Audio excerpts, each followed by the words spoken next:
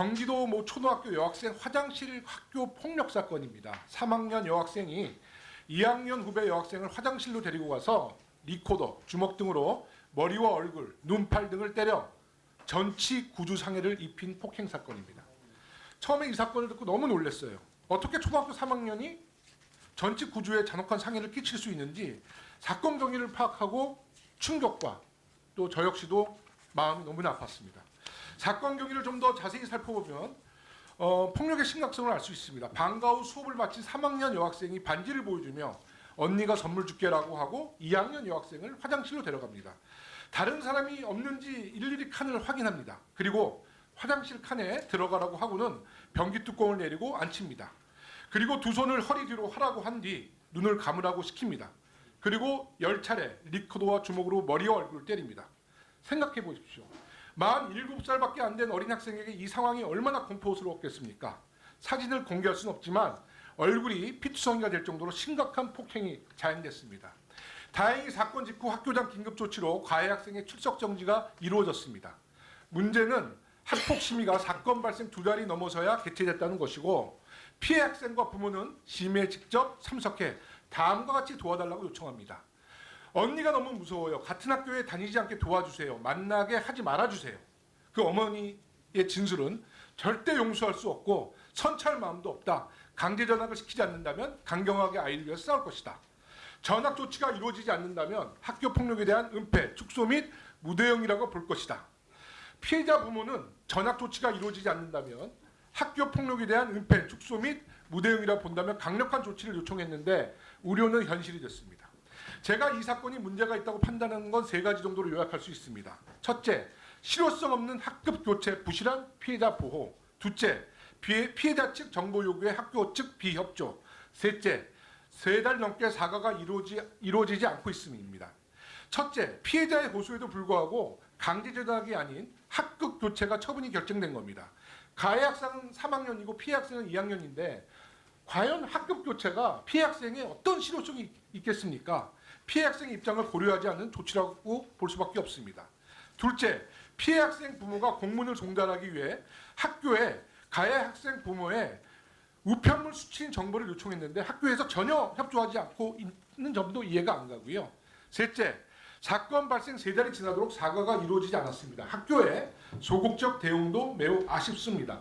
결과적으로 학교와 교육청에서 피해자의 고소를 외면한 것이죠. 학폭위의 심의 결과를 보면 이해가 안 되는 부분이 더 있어요.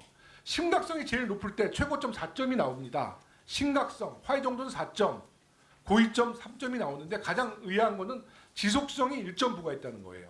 폭행은 한 번이 아니었습니다. 폭행이 있기 일주일 전에도 같은 방식으로 1차 폭행이 있었는데 일주일간에 2번 연속 유사한 폭력을 행사한 거거든요. 근데 화해와 반성이 이루어지지 않았기 때문에 이후에도 충분히 지속성이 있을 수 있고 보복행위도 우려되는 상황을 고려하지 않고 지속성을 낮게 판단하는 것이 적절한지 의문이 듭니다. 총점 16점부터 강제전학 처분인데 15점을 받아 딱 1점 차이로 가해 학생은 강제전학을 면하게 된 것이죠.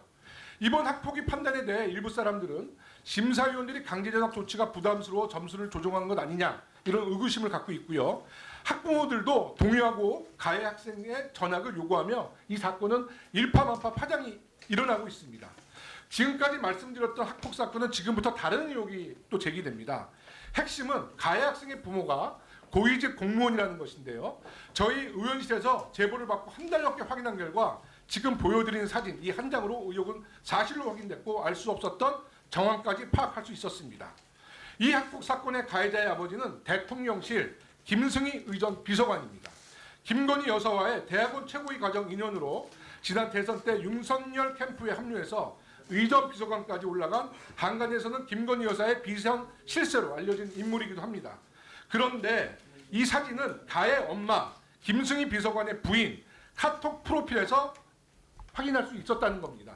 남편과 대통령이 함께 있는 사진을 올려놨으니 카톡을 주고받는 학부모들과 선생님까지 아이의 부모가 누군지 충분히 짐작할 수 있지 않았겠습니까?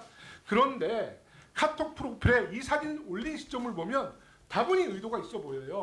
7월 19일에 프로필 메인 사진이 교체됐는데 이날은 학교장이 긴급조치로 가해 학생의 출석 정지를 내린 날입니다. 학교에 가서 진술서를 작성한 후 딸을 데리고 긴급하게 귀가 조치를 당했기 때문에 굉장히 당황스럽고 정황이 없었을 것입니다. 그런데 굳이 카톡 프로필에 왜 이 사진을 올렸을까요? 그러니까 인근 학부모들 입소문이 퍼지고 혹여라도 이 사건이 이동관 정순신처럼 권력이 개입하지 않을까 의심의 눈초리가 있는 것입니다. 의정 비서관은 대통령의 국내외 일정과 동선을 책임지는 막중한 자리입니다. 대통령 부부의 각종 국내외 행사를 밀착해서 보좌하기 때문에 누구보다도 처신에 신중함을 기해야 하는데 보안에도 각별히 신경을 써야 되는 그 핵심 참모가 그 부인은 그 남편이 공부 중인 남편의 사진을 대통령 측근에 그 위세로 과시하는 것은 매우 부적절한 태도로밖에 볼 수 없습니다. 더 적절치 못한 건 그 가해자 어머니의 진술이에요. 아이의 이런 행동을 일종의 사랑의 매라고 생각했다고 기술한 겁니다. 초3이 초2에게 가한 폭력이 그것도 전치 9주에 상해를 입혔는데 사랑의 매라고 비유한 것은 정말 충격적인 것입니다. 이거는 가해자 측에서 피해자의 고통을 전혀 공감하지 못한 태도이기도 합니다. 김승희 비서관은 이번 학폭 사건의 가해자로서 부모로서 피해 학생과 가족들에게 진정성 있는 사과를 하고 공인으로서 책임을 져야 할 것입니다. 사건이 발생한 지 3달이 지났지만 아직도 피해자 부모에게 사과 한 번 하지 않았다는 건 공인의 자세가 아닙니다. 윤석열 정부가 학폭 폭력의 문제를 또다시 간과하지 않는지 김승희 비서관의 거취를 지켜보겠습니다. 저는 이번 사건이 정순신, 이동관 자녀 학폭처럼 권력형 학폭 무마 사건이 되지 않기를 바라는 마음으로 국감에서 이 내용을 공개한 것입니다. 과거에 덮인 사건이 아니라 진행되는 사건이에요. 정순신 변호사, 이동관 위원장의 사례처럼 내 아이를 지키려고 남의 아이에게 상처를 주는 일이 있어서는 안 됩니다. 무엇보다 어린 나이에 자녀가 반성하고 성찰하며 성장할 수 있는 기회를 뺏어가는 것은 부모의 올바른 역할이 아닌데 우리 이 사실을 우리 임태희 교육감님은 보고 받으셨습니까? 보고 받으셨으면 보고받은 내용과 앞으로의 이 사안에 대해서 어떤 엄중한 조치가 진행될 것인가를 말씀해 주시기 바랍니다.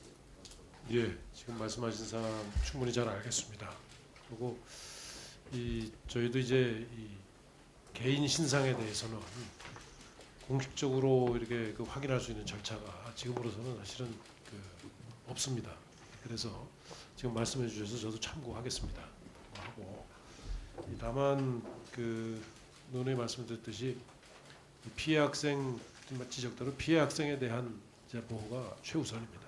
예, 그래서 그런 목적으로 하되 또 가해 학생이라고 해서 지금 초등학교 저학년이기 때문에 가급적 또 교육적 해결을 해야 되는 또 교육적 책무성이 있습니다. 그래서 지금 말씀하신 사항 충분히 아주 감안해서 이 문제는 아주 엄정하고 또 교육적으로 제대로 처리될 수 있도록 교육청도 챙기겠다는 말씀드립니다.